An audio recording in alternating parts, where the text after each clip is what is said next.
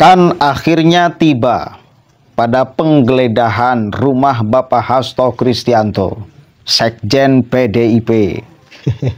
Kemarin nggak nongol sih dipanggil oleh KPK. Hanya satu sesungguhnya untuk bisa menyelamatkan Bapak Hasto. Nanti saya akan terangkan ya. Sebelumnya mari kita cek dulu. Sekarang masih penggeledahan ya di rumah Bapak Hasto oleh puluhan KPK.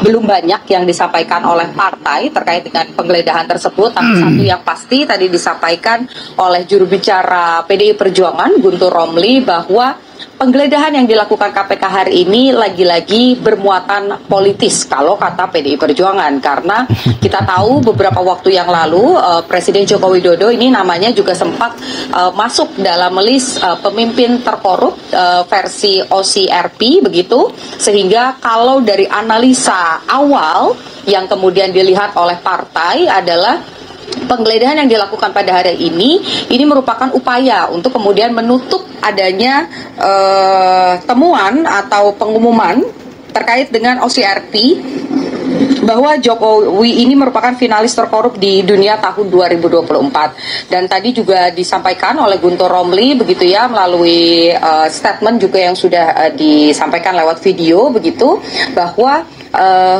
dari partai sendiri ini mendapatkan informasi bahwa Jokowi ini marah dan tidak suka dengan hasil dari OCRP, sehingga apa yang dilakukan penggeledahan hari ini kemudian bisa dicurigai merupakan langkah yang dilakukan untuk menutupi isu tersebut. Tapi lagi-lagi karena ini merupakan ranahnya KPK begitu ya, kita tahu Sekjen PDI Perjuangan Hasto Kristianto ini juga masih dalam proses penyidikan, sudah ditetapkan sebagai tersangka, kemudian juga yang kemarin sempat dipanggil begitu, tapi belum datang, tapi sudah memastikan bahwa akan datang, akan kooperatif. Artinya memang sampai dengan saat ini apa yang terjadi urusan soal hukum ini dikembalikan kepada KPK. Kita tunggu pada pukul 17.00 waktu Indonesia bagian Barat apa pernyataan resmi dari KPK, dan kira-kira apakah ada hal yang disita kaitannya dengan penyidikan dari Hasto Kristianto sendiri terkait dengan penetapannya sebagai tersangka di kasus Harun Masiku. Dipo.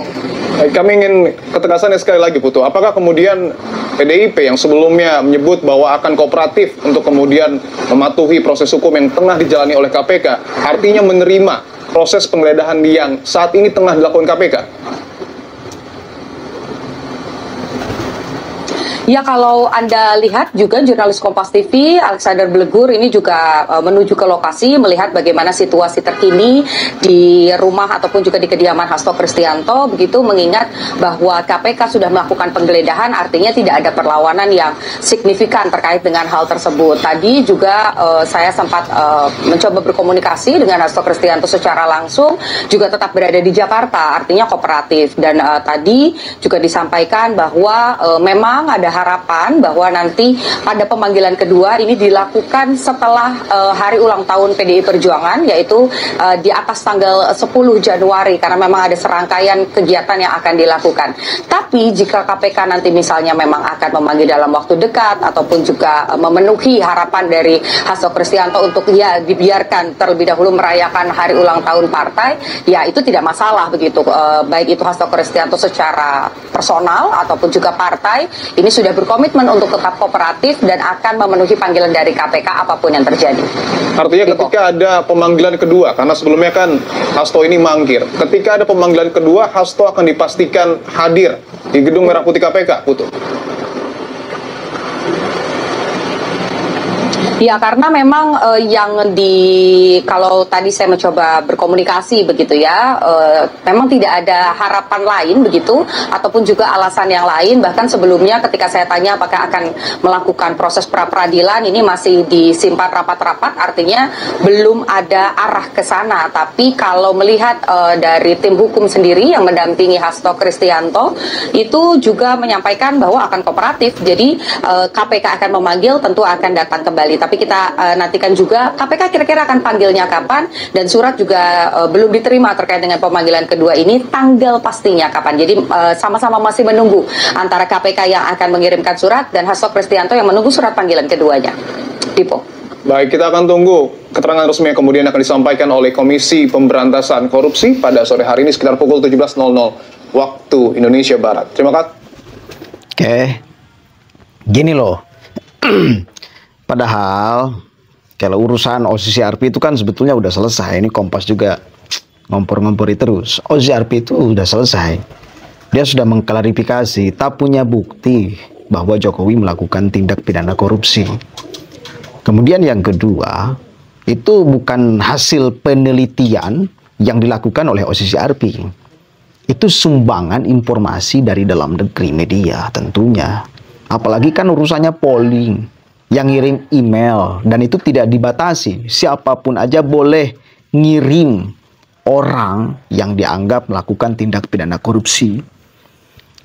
Nggak dibatasi, saudara. Nggak difilter, siapapun aja bisa. Bayangkan, kebayang nggak kalian? Siapa aja yang ngirim email, kebayang nggak? Itulah mereka-mereka pastinya. Selesai OCCRP itu mestinya jangan dibahas lagi itu oleh siapa ini, oleh Kompas. Sudah selesai, udah menghapus juga beritanya OCCRP itu. Kemudian urusan Pak Hasto. Pak Hasto itu sesungguhnya bisa jadi pahlawan menurut saya. Bisa jadi pahlawan. Kemarin kan udah dipantik oleh ucapan bahwa dia punya segudang data, informasi, rahasia, skandal pejabat negara. Dibuka ke publik, Pak. Dibuka ke publik. Istana juga menantang kan, dibuka aja ke publik. Kalau Pak Hasto benar akan membuka ke publik, dan ada benar-benar nih skandal korupsi pejabat-pejabat negara, bahkan di dalamnya adalah Jokowi, maka seandainya pun Hasto tetap dipaksakan masuk penjara, maka keluar penjara dia akan menjadi pahlawan karena telah berhasil membongkar kejahatan korupsi. Tetapi bila Hasto tidak membuka ke publik apa yang dikatakannya sebagai dokumen rahasia skandal korupsi pejabat-pejabat penting di negara ini, dan kemarin sudah terlampau mengucapkan kalimat itu dan orang sudah tahu itu, maka dia kan hanya ingin mendapatkan simpati dari masyarakat, hanya ingin mendapatkan dukungan secara moral dari masyarakat bahwa kasusnya ini memang kriminalisasi, bahwa kasusnya ini memang murni urusan politik, tidak ada kejahatan korupsi yang dilakukan oleh Hasto. Kan itu inginnya mendapatkan simpati itu dengan mengeluarkan kalimat bahwa dia punya segudang data, informasi penting. Bahkan Koni sampai mengatakan, nih kalau saya keluarkan nih bakal ancur-ancuran. Nggak apa-apa ancur-ancuran demi perbaikan negara ini. Nggak apa-apa, hancurkan aja. Yang korupsi itu memang harus dihancurkan sehancur-hancurnya. Jangan sampai dibuat ruang, jangan sampai dikasih toleransi lagi. Serius kita menekan itu loh. Dan negara pun kan kemarin ngomong, buka aja ke publik.